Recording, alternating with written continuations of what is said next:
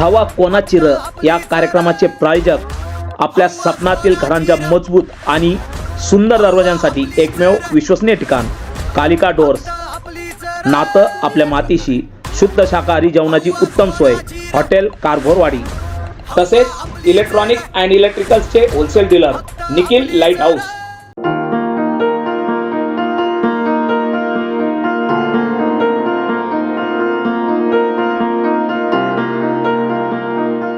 नमस्कार, नगर संघर्ष न्यूज मध्ये आपल्या सर्वांचे स्वागत. मी सागर सर.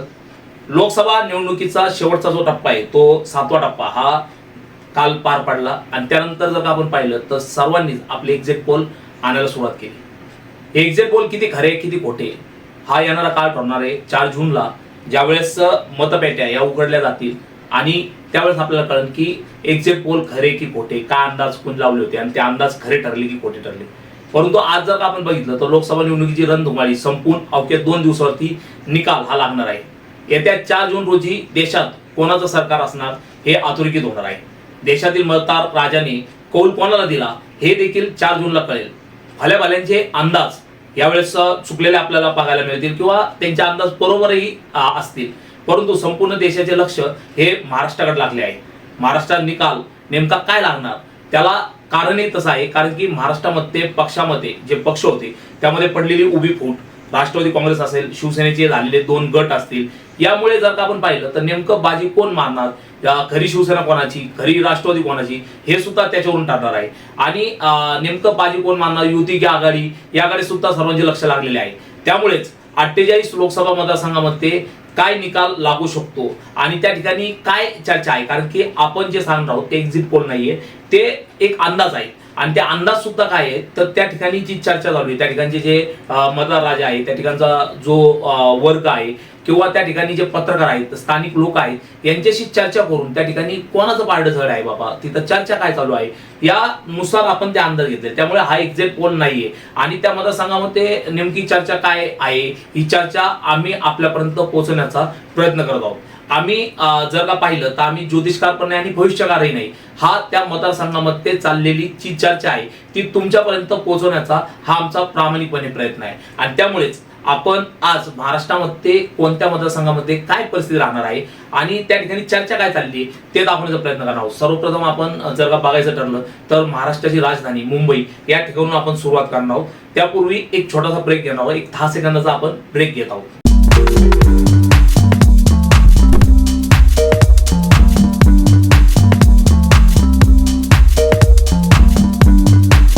तर पहिला मतदारसंघ जो आहे तो मुंबई उत्तर मध्य लोकसभा मतदारसंघ. या ठिकाणी काय परिस्थिती राहणार आहे तर या ठिकाणी जर का आपण पाहिलं तर भाजपने या ठिकाणी ॲडव्होकेट उज्ज्वल निकम यांना उमेदवारी दिली होती, तर काँग्रेसने वर्षा गायकवाड यांना उमेदवारी दिली होती. या ठिकाणी जर का आपण पाहिलं तर वर्षा गायकवाड यांचं पारड हे जड आहे, कारण की त्या एक राजकारणी आहेत. उज्ज्वल निकम यांना राजकारणाचा एवढा अनुभव नाहीये आणि त्या ठिकाणी त्यांचा एक मतदार आहे. परंतु या मतदारसंघामध्ये देखील महायुतीची जी ताकद आहे ती मोठ्या प्रमाणामध्ये आहे आणि त्यामुळेच या ठिकाणी धक्कादायक निकाल सुद्धा लागू शकतो. दुसरा जो मतदारसंघ आहे तो मुंबई दक्षिण मध्य लोकसभा मतदारसंघ.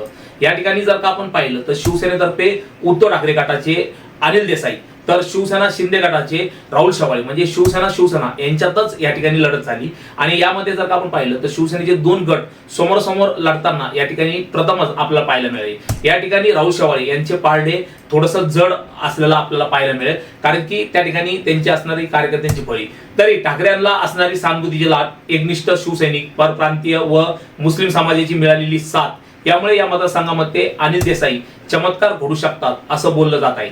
तर दुसरीकडे राहुल शेवाळे यांची त्या ठिकाणी असणारा जनसंपर्क, त्यांची मतदारसंघावरती असणारी पकड, त्यामुळे या ठिकाणी मतदार कोणाला कौल देणार हे 4 जूनलाच कळेल. परंतु आता जर का विचार केल्यास राहुल शेवाळे यांचं पारडं अनिल देसाईंपेक्षा या ठिकाणी जड असलेलं पाहायला मिळत आहे.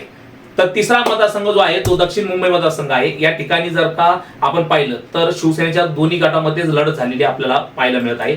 शिवसेना ठाकरे गटाकडून अरविंद सावंत, तर शिवसेना शिंदे गटाकडून यामिनी जाधव यांच्यामध्ये ही लढत झालेली पाहायला मिळत आहे. पक्षीय बलाबल समसमान या मतदारसंघामध्ये असल्यामुळे परप्रांतीय व मुस्लिम दलित मतदार हे निर्णायक या ठिकाणी ठरणार आहेत.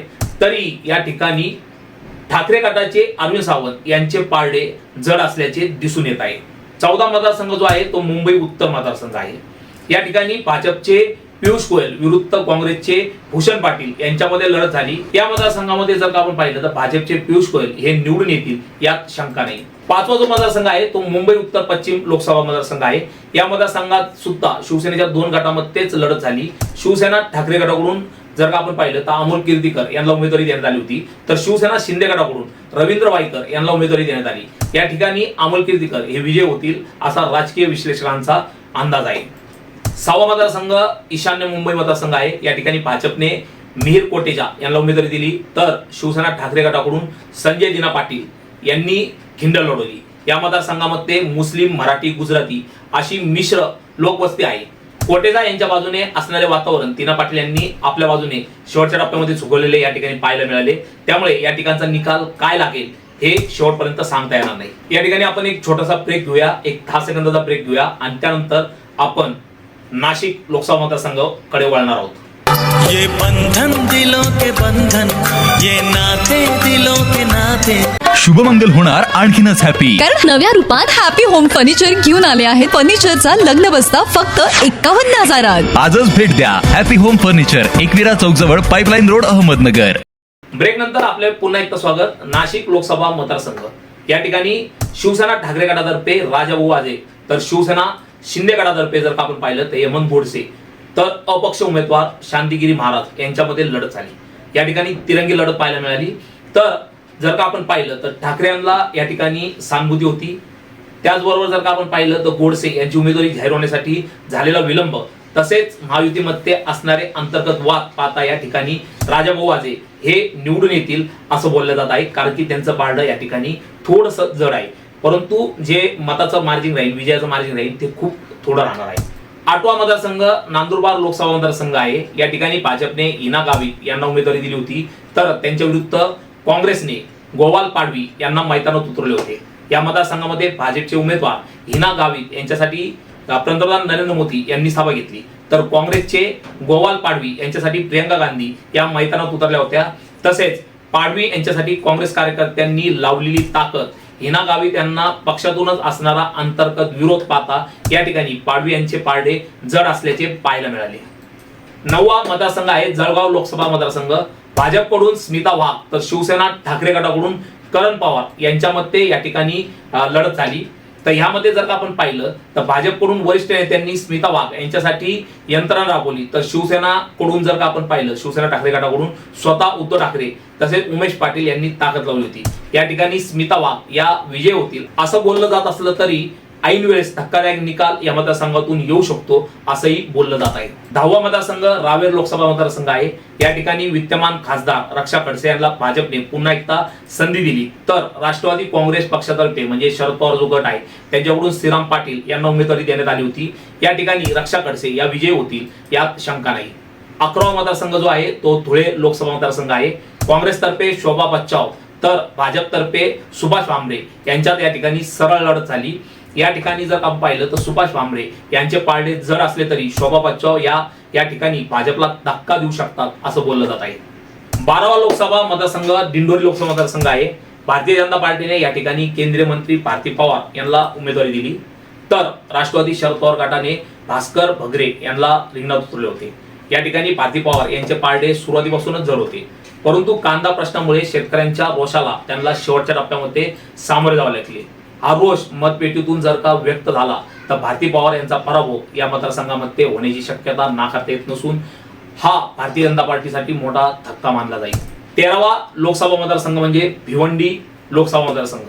या ठिकाणी तिरंगी लढत होत असून राष्ट्रवादी काँग्रेस शरद पवार गटातर्फे बाळामामा म्हात्रे, तर भाजपतर्फे कपिल पाटील आणि अपक्ष उमेदवार निलेश सांबरे यांच्यामध्ये ही लढत होत आहे. या ठिकाणी शिवसेना ठाकरे गटाची मदत घेऊन बाळामामा म्हात्रे हे विजय होतील असं बोललं जात आहे. यानंतर एक 10 सेकंदाचा छोटासा ब्रेक घेऊया. ब्रेक नंतर पुन्हा भेटूया.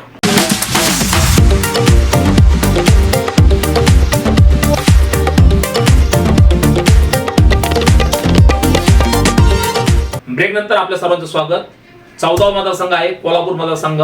या ठिकाणी जर आपण पाहिलं काँग्रेस पक्षाकडून लढत असलेले शाहू महाराज ही जागा जिंकणार असं जाणकारांचं मत आहे.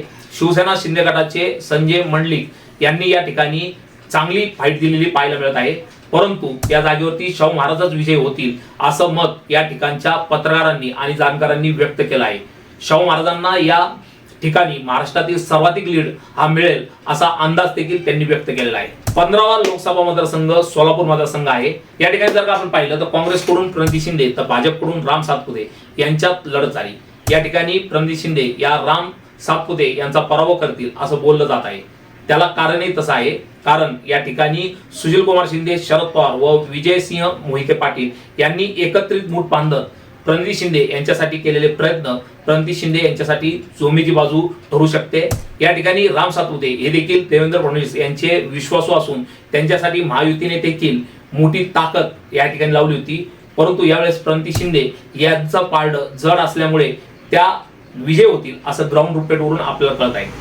16 मतदारसंघ सांगली मतदारसंघ आहे. या ठिकाणी भाजपचे संजय काका पाटील तर ठाकरे गटाचे चंद्रहार पाटील, अपक्ष विशाल पाटील अशी तिरंगी लढत झाल्याने या ठिकाणी चांगलीच रंगत आली होती. या ठिकाणी महाविकास आघाडीमध्ये पडलेली फूट, त्यामुळे मताचे झालेले विभाजन, यामुळे भाजपचे संजय काका पाटील हे निवडून येतील असं बोललं जात होतं, परंतु ऐन वेळेस अपक्ष उमेदवार विशाल पाटील यांनी आघाडी घेतली आणि या ठिकाणून विशाल पाटील हे विजयी होतील असं बोललं जात आहे. 17वा लोकसभा मतदारसंघ हातकणंगले लोकसभा मतदारसंघ आहे. या ठिकाणी सुद्धा तिरंगी लढत झाली. शिवसेना शिंदे गटाचे धैर्यशील माने विरुद्ध ठाकरे गटाचे सत्यजित पाटील, सरोडकर, स्वाभिमानी शेतकरी संघटनेचे राजू शेट्टी यांच्यात ही लढत झाली. वंचितचे DC पाटील हे देखील निवडणूक रिंगणामध्ये होते, त्यामुळे ही लढत अतिशय चुरशीची झाली. चारही तगडे उमेदवार या ठिकाणी रिंगणात असल्याने मत विभागणी मोठ्या प्रमाणात झाली, त्यामुळे माने आणि शेट्टी यांना मागे टाकून ठाकरे गटाचे सत्यजित पाटील यांचा विजय होण्याची शक्यता जास्त आहे. परंतु लढाई या ठिकाणी जी झाली ती अतिशय अटीतटीची झाली, यात शंका नाही. 18वा लोकसभा मतदारसंघ म्हणजे सातारा लोकसभा मतदारसंघ आहे. या ठिकाणी महायुतीकडून उदयनराजे तर महाविकास आघाडीकडून शशिकांत शिंदे यांच्यात अटीतटीचा सामना झाला. या ठिकाणी भाजपला पराभवाचा झटका बसू शकतो असं जाणकारांचं मत आहे, त्यामुळे या ठिकाणी तुतारी वाजणार यात शंका नाही. 19वा मतदारसंघ माढा लोकसभा मतदारसंघ आहे आणि या ठिकाणी भारतीय जनता पार्टीमध्ये अंतर्वाद निर्माण झाला होता. विद्यमान खासदार रणजितसिंह निंबाळकर यांना उमेदवारी भाजपतर्फे देण्यात आली, त्यामुळे धैर्यशील मोहिते पाटील हे नाराज झाले. त्यांनी तुतारी वाजवण्याचा निर्णय घेतला. मतदारसंघामध्ये रणजितसिंह निंबाळकर यांच्याविषयी असणारी नाराजी, महाविकास आघाडीने केलेले बेरजेचे राजकारण, या सर्व गोष्टीच्या जोरावरती मोहिते पाटील हे विजय होतील असं बोललं जात आहे. आता आपण महत्वाचा मतदारसंघ म्हणजे बारामती घेणार आहोत. त्यापूर्वी एक छोटासा ब्रेक आपण या ठिकाणी घेणार आहोत. 10 सेकंदाचा हा ब्रेक राहणार आहे. पुढे जाऊ नका, पात्रा नगर संघर्ष न्यूज.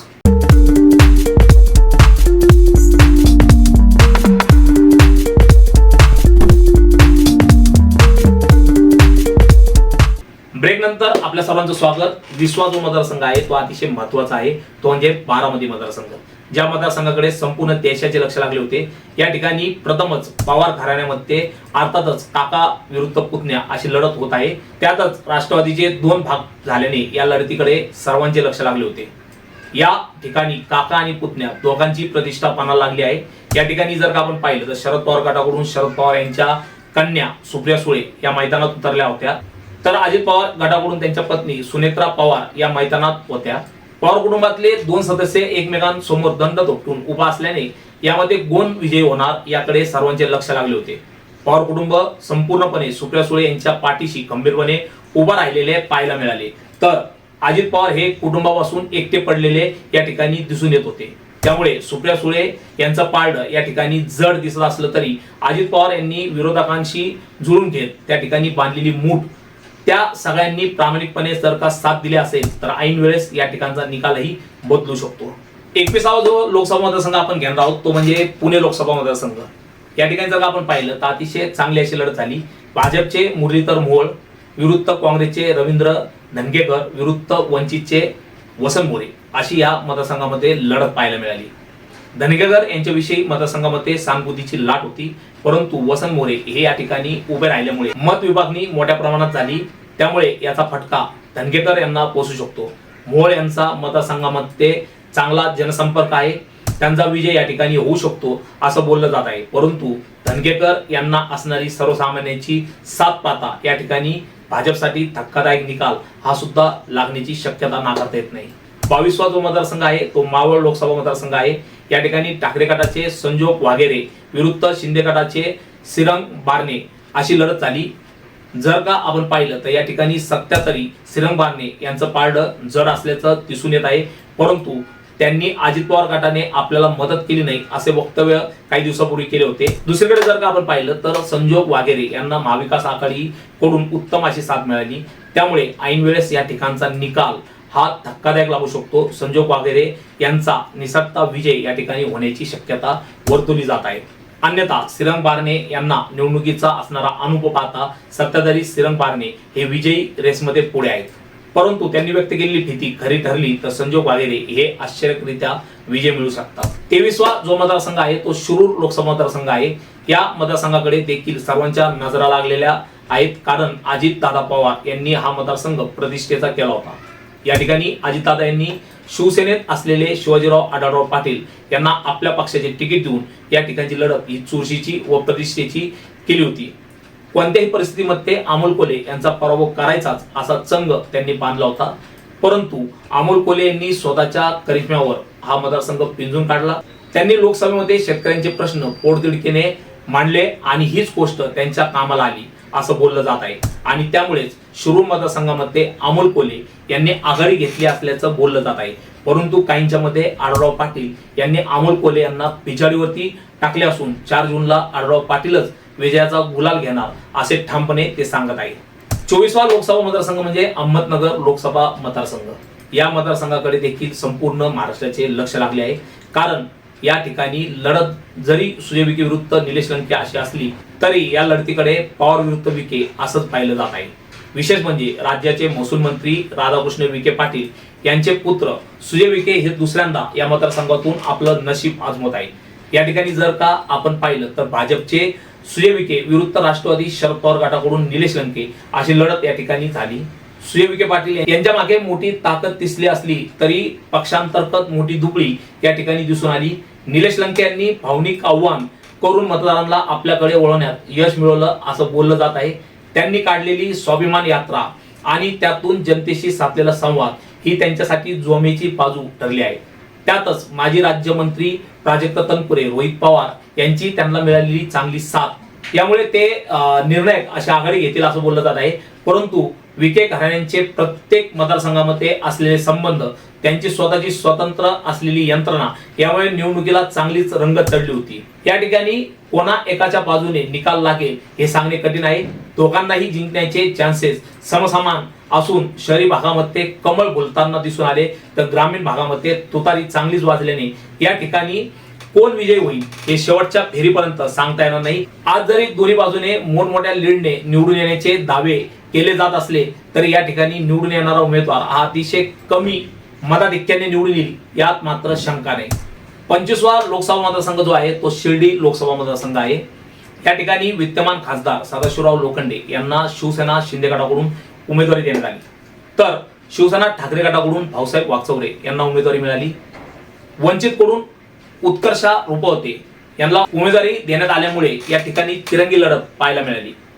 या ठिकाणी सदाशिवराव लोखंडे यांच्या उमेदवारीला भाजपकडूनच विरोध झाला, त्यामुळे त्यांना त्या ठिकाणी फटका बसू शकतो असं बोललं जात आहे. या मतदारसंघामध्ये भाऊसाहेब वागचौरे हे आघाडी घेताना दिसत असताना महाविकास आघाडीमध्ये देखील सर्व काही आलबेल होतं असं नाही, तर काँग्रेसच्या उत्कर्षा रुपवते यांनी काँग्रेसचा हात सोडून वंचित बहुजन आघाडीची साथ घेत उमेदवारी मिळून लढत दिल्याने याचा फटका भाऊसाहेब वागचौरे यांना कसा बसतो यावर या मतदारसंघाचे गणित अवलंबून असेल. तरी सध्या तरी भाऊसाहेब वागचौरे हे या मतदारसंघामध्ये आघाडी घेतलेले दिसून येत आहे. 26वा जो मतदारसंघ आहे तो गडचिरोली चिमूर लोकसभा मतदारसंघ आहे. भाजपचे अशोक नेते विरुद्ध काँग्रेसकडून नामदेव किरसान यांच्यामध्ये या ठिकाणी लढत झाली. या ठिकाणी ग्राउंड लेवलवर भाजप विषयी नाराजी दिसून आली आणि त्यामुळेच नामदेव किरसान यांचं पारडं जड असल्याचं दिसून आलं. त्यातच विरोधी पक्षनेते विजय वडेट्टीवार यांनी विशेष लक्ष या मतदारसंघामध्ये टाकल्यामुळे या ठिकाणी नामदेव किरसान विजय होतील असं बोललं जात आहे. 27वा जो मतदारसंघ आपण घेणार आहोत तो म्हणजे चंद्रपूर लोकसभा मतदारसंघ. या ठिकाणी काँग्रेसच्या प्रतिभा धानोरकर विरुद्ध भाजपचे सुधीर मुनगंटीवार यांच्यामध्ये लढत झाली. बाळूभाऊ धानोरकर यांच्या निधनानंतर असणारी सहानुभूतीची लाट प्रतिभा धानोरकर यांच्या कामी आली. त्याचबरोबर त्यांनी राबवलेली प्रचार यंत्रणा महत्वाची ठरली. त्यातच सुधीर मुनगंटीवार यांच्या विजयासाठी भाजपने मोठी ताकद लावली होती, परंतु त्यांनी केलेल्या वादग्रस्त वक्तव्याचा या लोकसभा निवडणुकीमध्ये परिणाम दिसून आला. त्यामुळे या ठिकाणी धानोरकर विरुद्ध मुनगंटीवार यांच्यामध्ये कोण बाजी मारेल याचा अंदाज आता तरी बांधणे शक्य नाही. त्यासाठी 4 जूनचीच वाट पाहावी लागणार आहे.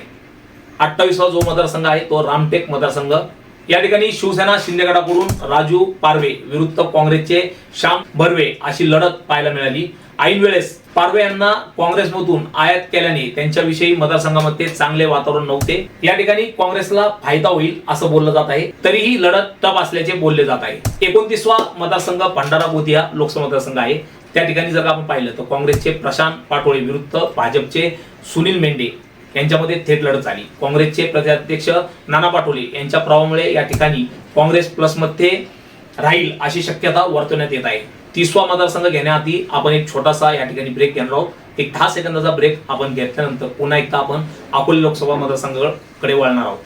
कॉंग्रॅच्युलेशन्स वहिनी, बाळ झाल्याबद्दल. पण मी ऐकलंय डिलिव्हरी फार क्रिटिकल होती. आता ठीक आहे ना सगळं? अगं होता थोडा प्रॉब्लेम, पण स्त्रियांच्या आरोग्याची संपूर्ण काळजी घेणारं मातृसेवा होतं ना साथीला. सगळं सुरळीत झालं. किशोर वयापासून ते रजो निवृत्तीपर्यंत स्त्रीच्या आरोग्याची संपूर्ण काळजी घेणारं अहमदनगर मधील पहिलं स्त्री रुग्णालय Matruseva women's hospital obstetric ICU. किशोरवयीन आणि विवाहपूर्व समुपदेशन, गरोदर माता तपासणी आणि प्रसूती, पहिल्या सिझेरियन नंतर नॉर्मल डिलिव्हरीची सोय. Matruseva women's hospital, Sakkar Chowk, Navin Tilak road, Ahmednagar. Phone 9850200017. Break नंतर पुन्हा एकदा आपल्या सर्वांचे स्वागत.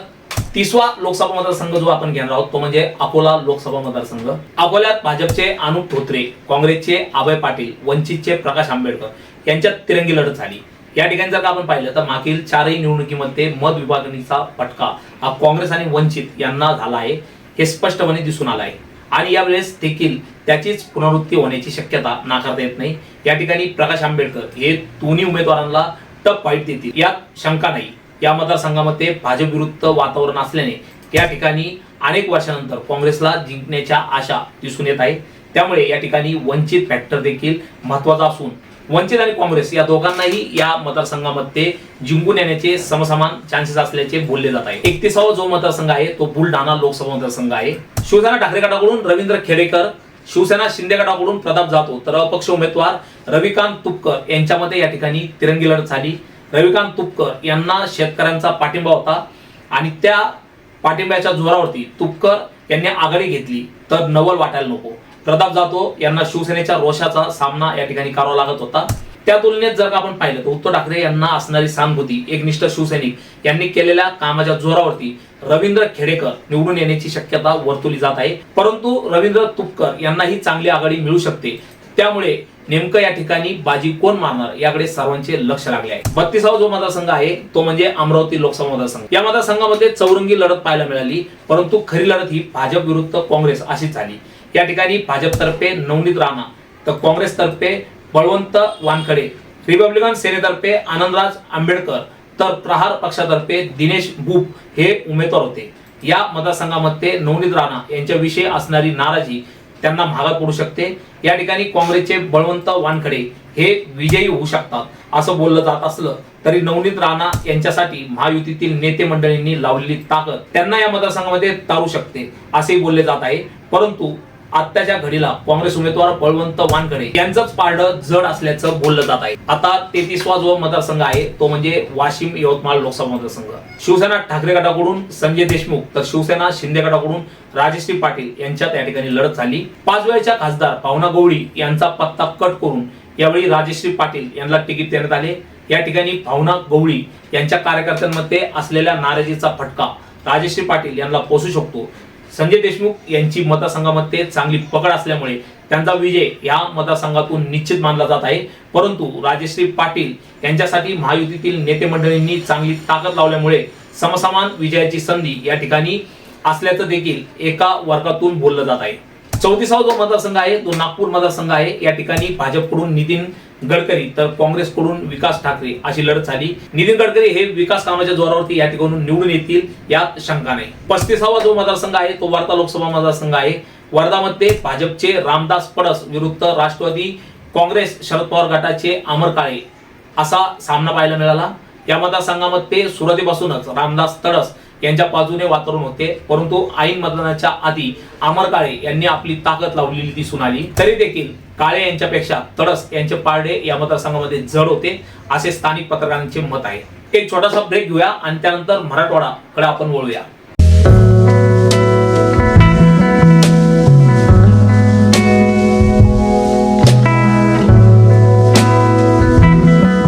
ब्रेक नंतर आपल्या सर्वांचे स्वागत. आता मराठवाड्याकडे वळूया. या ठिकाणी जरांगे पाटील यांच्या आंदोलनाचा प्रभाव बऱ्यापैकी दिसून आला. आता आपण 36वा मतदारसंघ घेणार आहोत, तो म्हणजे परभणी लोकसभा मतदारसंघ. या मतदारसंघामध्ये शिवसेना ठाकरे गटातर्फे संजय जाधव तर महायुतीचा मित्रपक्ष असलेल्या राष्ट्रीय समाज पक्षातर्फे महादेव जानकर यांच्यात लढत झाली. मराठा विरुद्ध धनकर, स्थानिक विरुद्ध बाहेरचा असं स्वरूप या मतदारसंघामध्ये निर्माण झालं. या ठिकाणी महादेव जानकर हे चांगली लढत देतील, परंतु अंतिम विजय हा शिवसेना ठाकरे गटाचे संजय जाधव यांचा होईल असं बोललं जात आहे. त्यानंतर 37वा जो मतदारसंघ आपण घेणार आहोत तो म्हणजे धाराशिव लोकसभा मतदारसंघ. या ठिकाणी शिवसेना ठाकरे गटाकडून ओमराजे निंबाळकर तर राष्ट्रवादी काँग्रेस अजित पवार गटाकडून अर्चना पाटील यांना उमेदवारी देण्यात आली होती. लोकांना सहज उपलब्ध होणारा खासदार अशी ओळख ओमराजे निंबाळकर यांची मतदारसंघामध्ये आहे. मोबाईल खासदार म्हणूनही त्यांना ओळखलं जातं. त्यांची मतदारसंघात असणाऱ्या क्रेजमुळे सुरुवातीपासूनच ओमराजे निंबाळकर यांचं पारडं हे जड होतं, परंतु महायुतीचे नेते मंडळींनी या ठिकाणी जोर लावल्याने अर्चना पाटील यांचेही पारडे जड झाल्याचे पाहायला मिळाले. परंतु या ठिकाणी अंतिम विजय हा ओमराजे निंबाळकर यांचाच होईल असं बोललं जात आहे. आता आपण 38व्या लोकसभा मतदारसंघाकडे वळणार आहोत. हिंगोली लोकसभा मतदारसंघ. शिवसेना ठाकरे गटाच्या नागेश पाटील आष्टीकर विरुद्ध शिवसेना शिंदे गटाच्या बाबूराव कोहळीकर यांच्यात या मतदारसंघामध्ये लढत झाली. विद्यमान खासदार हेमंत पाटील यांचे तिकीट कापण्याचा फटका शिंदे गटाला या ठिकाणी बसू शकतो. या मतदारसंघामध्ये ठाकरे यांच्याविषयी असणारी सहानुभूतीची लाट त्यामुळे नागेश पाटील यांच्या विजयाची शक्यता वाढली आहे. 39वा जो मतदारसंघ आहे तो जालना लोकसभा मतदारसंघ आहे. या मतदारसंघामध्ये तिरंगी लढत पाहायला मिळाली. भाजपतर्फे रावसाहेब दानवे, काँग्रेसतर्फे डॉक्टर कल्याण काळे तर मराठा आंदोलक अपक्ष उमेदवार मंगेश साबळे यांच्यात ही लढत पाहायला मिळाली. मराठा आरक्षण आंदोलनाचा केंद्रबिंदू असणारं अंतरवाली सराटी हे गाव तिथल्या आंदोलनाचा फटका दानवे यांना बसण्याची दाट शक्यता आहे. साबळे हे जवळपास 1 ते 1.5 लाख मत घेतील असा अंदाज असून या मतांचा फटका काळ्यांची दानवेंना बसेल असं बोललं जात आहे. परंतु दानवेंची दळाकाळामध्ये असलेल्या कार्यकर्त्यांची बळी, त्यामुळे त्यांचा पराभव करणे अशक्य आहे.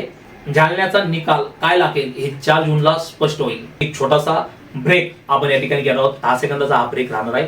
पुढे जाऊ नका. पात्रा नगर संघर्ष न्यूज.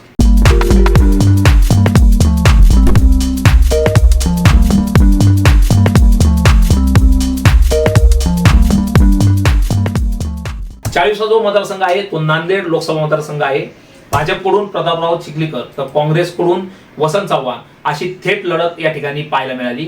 या ठिकाणी माजी मुख्यमंत्री अशोक चव्हाण यांनी ऐन निवडणुकीच्या तोंडावरती भाजपमध्ये प्रवेश केला, परंतु भाजपला या ठिकाणी अशोक चव्हाण यांचा फायदा होताना दिसून येत नाहीये. या ठिकाणी काँग्रेसचे वसंतराव चव्हाण हे प्रतापराव चिखलीकर यांचा सहज पराभव करतील असं बोललं जात आहे. 41वा मतदारसंघ जो आहे तो म्हणजे मराठवाड्याची राजधानी छत्रपती संभाजीनगर लोकसभा मतदारसंघ. शिवसेना ठाकरे गटाकडून चंद्रकांत खैरे, शिवसेना शिंदे गटाकडून संदीपान भुमरे तर MIM कडून इम्तियाज जलील अशी तिरंगी लढत या ठिकाणी पाहायला मिळाली. मागील निवडणुकीमध्ये या ठिकाणी हर्षवर्धन जाधव आणि चंद्रकांत खैरे यांच्यात झालेल्या मत विभागणीचा फायदा हा इम्तियाज जलील यांना झाला होता, परंतु यावेळेस सुद्धा चंद्रकांत खैरे, संदीपान भुमरे हे 2 तगडे उमेदवार उभे असल्याने यांच्या मत विभागणीचा फायदा पुन्हा एकदा इम्तियाज जलील यांना होतो की काय अशी शंका उपस्थित होत असताना ठाकरे यांच्याविषयी असणारी सहानुभूती त्याचबरोबर मुस्लिम व दलित समाजाने ठाकरे गटाला दिलेली साथ लक्षात घेता चंद्रकांत खैरे यावेळेस निवडून येतील अशी शक्यता वर्तवली जात असली तरी इम्तियाज जलील व चंद्रकांत खैरे या दोघांनाही निवडून येण्याचे चान्सेस हे समसमान असल्याचे बोलले जात असून शेवटच्या फेरीपर्यंत या मतदारसंघामध्ये कोण निवडून येईल हे सांगता येणार नाही. आता तरी चंद्रकांत खैरे यांचे पारडे जड असल्याचे दिसून येत आहे, परंतु या मतदारसंघामध्ये निवडून येणाऱ्या उमेदवाराचे मार्जिन खूप कमी राहणार आहे. 42वा जो मतदारसंघ आहे तो लातूर लोकसभा मतदारसंघ आहे. या ठिकाणी भाजपचे सुधाकर शृंगारे विरुद्ध काँग्रेसचे डॉक्टर शिवाजीराव काळके अशी लढत या ठिकाणी झाली. शृंगारे यांचा विशेष प्रभाव लातूरमध्ये मागील 5 वर्षात पडला नाही. केवळ मोदींच्या नावावरती निवडून येता येणार नाही ही वस्तुस्थिती स्पष्टपणे या ठिकाणी दिसून आली. तसेच काँग्रेस कार्यकर्त्यांनी या ठिकाणी जोमाने काम केल्याचेही पाहायला मिळाले. ही जागा भाजपच्या हातून जाण्याची परिस्थिती निर्माण झाली आहे. या ठिकाणी एक छोटासा 10 सेकंदाचा आपण ब्रेक घेणार आहोत. ब्रेक नंतर पुन्हा एकदा आपण भेटणार आहोत.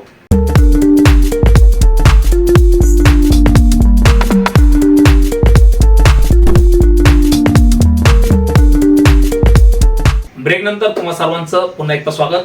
43वा जो मतदारसंघ आहे तो बीड लोकसभा मतदारसंघ आहे. भाजपकडून पंकजा मुंडे विरुद्ध राष्ट्रवादी काँग्रेस शरद पवार गटाकडून बजरंग सोनवणे यांच्यामध्ये या ठिकाणी लढत झाली. धनंजय मुंडे भाजपचे संघटन वंजारी मातांचा पाठिंबा या पंकजा मुंडे यांच्यासाठी जोमाच्या बाजू होत्या. मराठा आरक्षण आंदोलनाचा प्रभाव या मतदारसंघामध्ये सर्वात जास्त जाणवला. प्रचाराच्या कालावधीमध्ये गावोगावी पंकजा मुंडे यांना मराठा बांधवांकडून होणारा विरोध यामुळे अनेक वेळा वातावरण चिघळलेले पाहायला मिळाले. या ठिकाणी बजरंग सोनवणे विरुद्ध पंकजा मुंडे अशी लढत पाहायला मिळाली. मुंडे भाऊ बहीण हे एकत्र आलेले पाहायला मिळाले. त्यामुळे पंकजा मुंडे यांचे पारडे जड असल्याचे बोलले जात होते. परंतु बजरंग सोनवणे यांना मिळालेला मराठा समाजाचा पाठिंबा पाहता या मतदारसंघामध्ये काटेकी टक्कर झाल्याने विजयी कोण होणार हे शेवटच्या क्षणापर्यंत कोणीही सांगू शकत नाही. 44वा जो लोकसभा मतदारसंघ आहे तो रत्नागिरी सिंधुदुर्ग लोकसभा मतदारसंघ आहे. या मतदारसंघामध्ये देखील सर्वांचे लक्ष लागले आहे. या ठिकाणी भाजपचे ज्येष्ठ नेते नारायण राणे विरुद्ध शिवसेना ठाकरे गटाचे विनायक राऊत असा सामना झाला.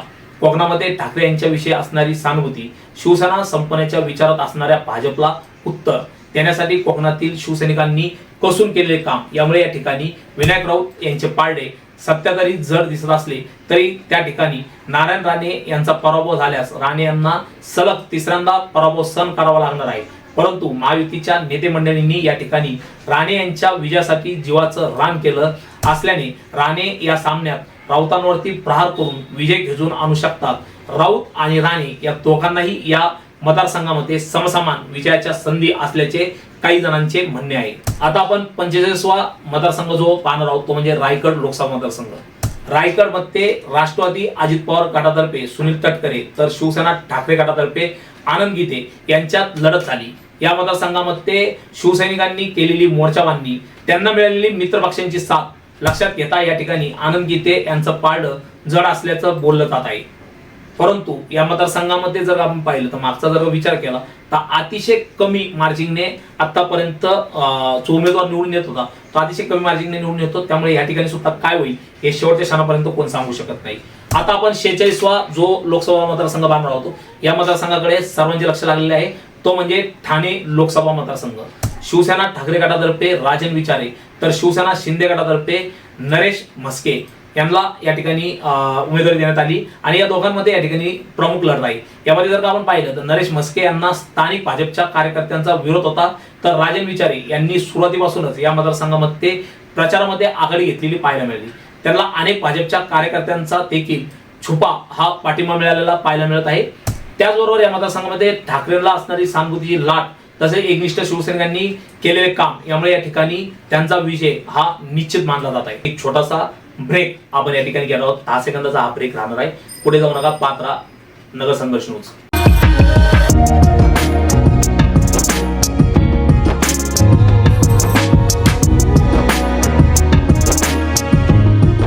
सत्तेचाळीसवा जो मतदारसंघ आहे तो अतिशय महत्वाचा तो म्हणजे कल्याण लोकसभा मतदारसंघ. या ठिकाणी शिवसेना शिंदे गटाकडून मुख्यमंत्री एकनाथ शिंदे यांचे पुत्र श्रीकांत शिंदे यांना उमेदवारी मिळाली होती तर शिवसेना ठाकरे गटाकडून वैशाली दरेकर यांना उमेदवारी देण्यात आली होती. वैशाली दरेकर यांनी श्रीकांत शिंदे यांना चांगली फाईट दिली असली तरी या ठिकाणी श्रीकांत शिंदे हेच निवडून येतील असं जाणकारांचं मत आहे. शेवटचा जो मतदारसंघ आपण पाहणार आहोत तो म्हणजे पालघर मतदारसंघ. या ठिकाणी तिरंगी लढत झाली. शिवसेना ठाकरे गटाकडून भारती कांबडी, भाजपतर्फे हेमंत सावरा तर बहुजन विकास आघाडीतर्फे राजेश पाटील हे उमेदवार होते. प्रत्येक पक्षाच्या वरिष्ठ नेत्यांनी आपल्या उमेदवारासाठी या ठिकाणी प्रतिष्ठा पणाला लावली होती. या ठिकाणी ठाकरे यांच्या विषयी असणारी सहानुभूती एकनिष्ठ शिवसैनिकांनी पिंजून काढलेला मतदारसंघ यामुळे भारती कांबडी यांची विजयाची शक्यता जास्त आहे. हे सर्व मतदारसंघ आपण पाहिले हा त्या मतदारसंघातील पत्रकारांकडून त्या ठिकाणच्या नागरिकांकडून आणि त्या ठिकाणच्या परिस्थितीवरून घेतलेला अंदाज होता. हा निकाल नाही. त्यामुळे 4 जूनला यामध्ये बरेच फेरबदल होऊ शकतात किंवा अंदाज अचूक सुद्धा लागू शकतात. त्यामुळे आपल्याला काय वाटतं आपल्या मतदारसंघामध्ये काय परिस्थिती आहे आपल्या मतदारसंघामध्ये कोण निवडून येऊ शकतं आपण कॉमेंट करू शकतात, कॉमेंट बॉक्समध्ये ते टाकू शकतात. त्याचबरोबर 4 जूनला आपल्या मतदारसंघातील निकाल अचूक पाहण्यासाठी बातमीला लाईक करा, शेअर करा, सबस्क्राईब करा. खाली दिलेलं थँक्सचं बटन दाबून आपण चॅनलला मदतही करू शकतात, आर्थिक मदतही करू शकतात. पुढे जाऊ नका, पात्रा नगर संघर्ष न्यूज 24 तास.